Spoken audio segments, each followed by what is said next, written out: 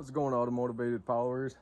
Today we got a 2005 Ford Explorer with the 4.0 V6, and I did some valve cover gaskets on it, put it all back together, and then white smoke started pouring out of the tailpipe, and it smelled super rich. It wasn't throwing a misfire code though, strangely, but since we had that much fuel coming out of the tailpipe, I was suspecting the fuel injectors because I did have them apart. And I just wanted to show you guys what I ended up finding.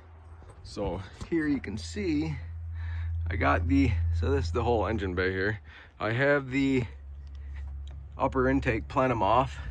And if you look down in this cylinder here, I don't know if you guys can see it on camera, that's full of fuel.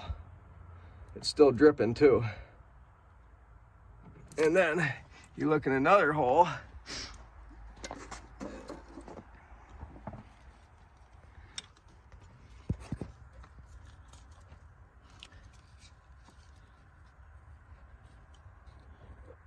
I don't know if you guys can see very well, but it's nice and dry from what I can see. I mean, there might be a little bit of snow down in there from taking that off. This thing's been sitting for a while because I've been waiting on the fuel injectors to come in.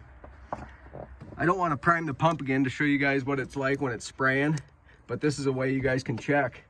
If you guys ever have a super rich misfire, and I verified spark, I'm sure you guys can go online and look up how to verify spark and all that kind of stuff. But with that type of symptom with the fuel smell in the exhaust, and me just having the injectors semi apart, you have to pull the fuel rail to replace the valve cover gaskets on this.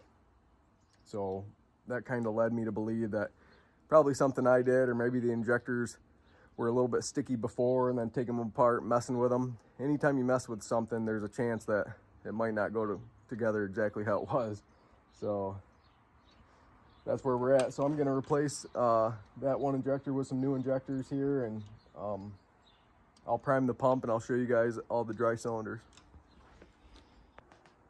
All right guys, so I got the injector replaced that was leaking. I want to show you guys the fuel rail pressure after it's holding. So this Ford's been, can you see that? Okay, this Ford's been sitting here for maybe 10 minutes now, not running. And you can see we got 44.43 PSI. That's pretty good. That's about running pressure, so it really hasn't dropped at all. It's kind of bouncing around a little bit. You're gonna have some drop, but there's a specification for each vehicle on how much that's supposed to drop. But I wanted to show you guys that confirmed fix on that. How's it going, guys? We're still on this 05 Ford Explorer. So I got the injector fixed, and I moved on to starting it up and running it, making sure everything's good. And then it wouldn't start back up for me. So I'm like, oh, great. And he was telling me that he was having a charge indicator light coming on, and the battery keeps going dead. It's not staying charged. So I started to do a little bit of resistance checking. I know it's not as good as voltage drop, but this one's bad enough to where you can even see it with resistance check. So let me show you guys what I got. So right now I am at alternator case to battery negative, and we got 26.6 ohms of resistance. And then I go right an inch away to the copper. Look how much, oh, now I'm almost no resistance right there. So literally all I did was move my alligator clip. Oh, sorry about the light, guys. Alligator clip from that copper to the battery terminal itself. See, now we're back up to 29.4 ohms. That's a heck of a lot of resistance on the main ground. So let me get that taken care of. Looks like I'm gonna have to open this up and spray some deoxit and wire brush it in there. So I was wondering, it was cranking real hard. I'm like, boy, was the engine flooded or something from the fuel? Nope, sure enough, it's a bad ground. So let me get this taken care of, and I'll show you guys the fix. So I want to show you guys my process on how I clean these. I just take them apart like that, open them up with like some channel locks and a pair of needle nose or something, whatever you got on you, whatever pliers, I guess. And then you're gonna want to spread these strands out and brush them like you're brushing your hair with kind of a stiff brush. So like I'll stick this into it, pull it through it, and then we'll use some deoxit to take the oxidation off the surface.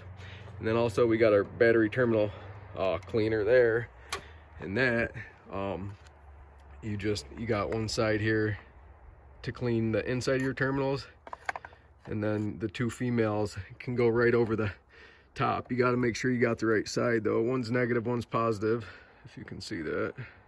Yeah. So that's my process. And then after you get it all cleaned up, obviously you put it back together and make sure you got a tight crimp where you uncrimped it, and maybe put a little bit of dielectric grease on the outside of everything to protect it from corroding in the future. So it's running right now after replacing the fuel injectors. No more smoky. Seems to be pretty good. I'll rev it up a little bit. It might smoke a little bit when I rev it until we get the oil changed, but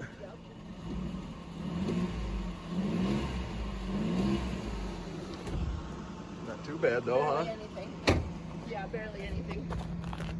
It's already dissipated. Oh, nice. Good. Yeah, it already dissipated. So if you guys have any questions, leave them down in the comments. Please subscribe, hit the notification bell, and that's that. Till next time. Thanks.